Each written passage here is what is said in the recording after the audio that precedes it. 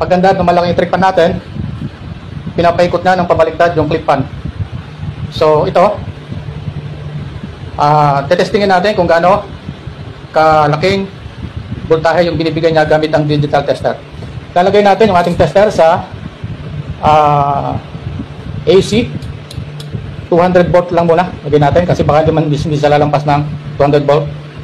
Naka DC yan, ilagay natin sa AC. Pindutin natin, yan, AC volt. Ngayon subukan natin tignan kung gaano kalaki, kalakas.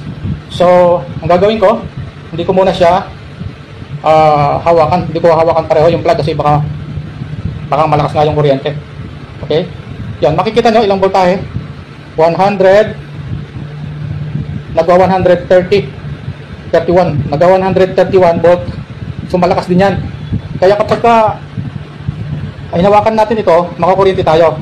Okay, so ngayon subukan natin na pailawin itong ilaw kung gaano kalakas niya kayang pailawin.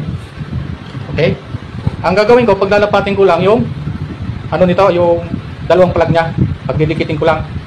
So ito, wala yung akala nyo meron yan mga wire sa ilalim, wala. Nakita ko sa inyo, ayan o.